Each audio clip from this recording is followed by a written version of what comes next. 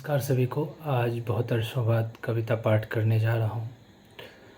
यूँ तो कविता पढ़ने का और लिखने का सिलसिला जैसे थम सा गया है। शहर की आपाधापी और चिल्लापों में व्यक्ति खो सा जाता है और खोता ही जाता है। आज रात के वक्त में कविता पाठ कर रहा हूँ और ये वीडियो रिकॉर्ड कर रहा हूँ, तो आपको प्रकृति की आवाज़ सुनाई दे रही होगी। झिंगुरों की आवाज़ आ रही है, मुझे आ रही है, और बहुत सुखद होता है। कभी तो प्रकृति को वक्त मिलता है जीने का, नहीं तो हम लोग तो उसका शोषण करते ही रहते हैं। खैर, कविता पे आता हूँ। बहुत ही आवश्यक कविता का पाठ आज करने जा रहा हूँ। मैं चमारों की गली तक ले चलूँगा आपको। ये अदम गोंडवी जी की कविता है। बहुत ही आवश्यक कविता। कहने को जातिवाद ख़त्म हो गया है देश से, प्रदेश से, ग्राम से, परंतु आज भी जब अपने गाँव जाता हूँ, अपने भाई भतीजों से बात करता हूँ, तो उनमें एक अजीब किस्म का जातीय दंभ कह सकता हूँ, एक घृणा है और जातियों के प्रति, ख़ास करके उनके नीचे जो जातियाँ हैं उनके प्रति। और मैं ये देखकर और ये सुनकर बहुत ही आत्मग्लानि से भर जाता हूँ और मुझे गुस्सा भी आता है, परंतु घृणा का उत्तर घृणा नहीं है। मैं उनसे घृणा नहीं करना चाहता हूँ। ईश्वर उन्हें सद्बुद्धि दे। और मैं अभी एक कविता जो पढ़ा और बहुत ही मर्माहत हुआ, मेरे रोंगटे खड़े हो गए, वो कविता मैं पढ़ना चाहता हूँ।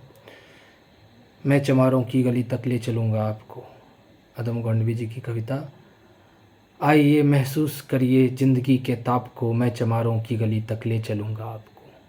जिस गली में भुखमरी की यातना से ऊब कर मर गई फुलिया बेचारी, एक कुएं में डूबकर है सधी सिर पर बिनौली कंडियों की टोकरी, आ रही है सामने से हर खुआ की छोकरी। चल रही है छंद के आयाम को देती दिशा, मैं इसे कहता हूँ सरजू पार की मोनालिसा। कैसा उपमान है, वाह सुंदर। कैसी यह भयभीत है हिरनी सी घबराई हुई, लग रही जैसे कली बेला की कुम्हलाई हुई। कल को यह वाचाल थी पर आज कैसी मौन है, जानते हो इसकी खामोशी का कारण कौन है। थे यही सावन के दिन हर खू गया था हाट को, सो रही बूढ़ी ओसारे में बिछाए खाट को। डूबती सूरज की किरणें खेलती थी रेत से, घास का गट्ठर लिए वह आ रही थी खेत से। आ रही थी वह चली खोई हुई जज्बात में, क्या पता उसको कि कोई भेड़िया था घात में।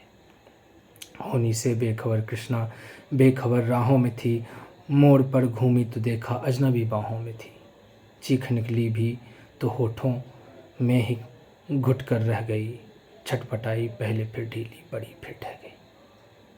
दिन जो सरजू के कछारों में कब का ढल गया, वासना की आग में कौमार्य उसका जल गया। और उस दिन ये हवेली हंस रही थी मौज में, मौज में। होश में आई तो कृष्णा थी पिता की गोद में, जुड़ गई थी भीड़ जिसमें जोर था सैलाब था, जो भी था अपनी सुनाने के लिए बेताब था।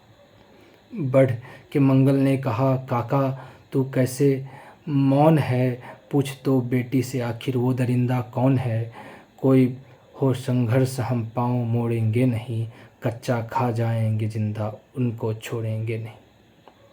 कैसे हो सकता है होनी कह के हम टाला करें, और ये दुश्मन बहू बेटी से मुंह काला करे।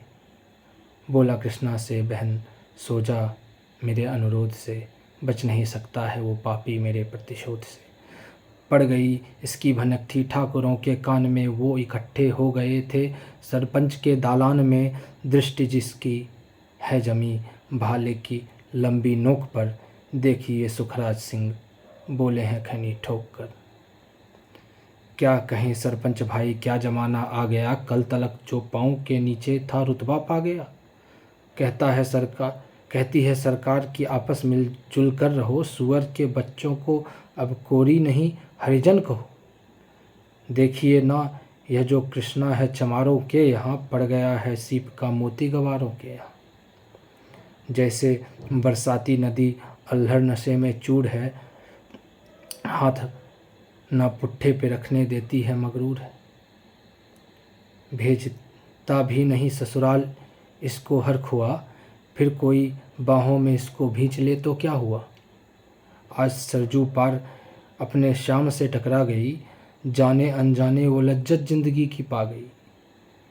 वो तो मंगल देखता था, बात आगे बढ़ गई, वरना वह मरदूद इन बातों को कहने से रही। जानते हैं आप मंगल एक ही मक्कार है, हर खू उसकी शह पे थाने जाने को तैयार है।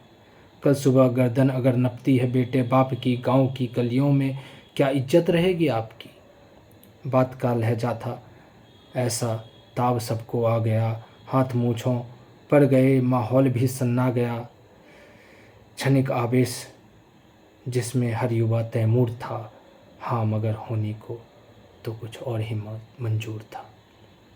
रात जो आया ना अब तूफान वह पुरजोर था, भोर होते ही वहाँ का दृश्य बिल्कुल और था। सिर पे टोपी बेत की लाठी संभाले हाथ में, 1 दर्जन थे सिपाही ठाकुरों के साथ में।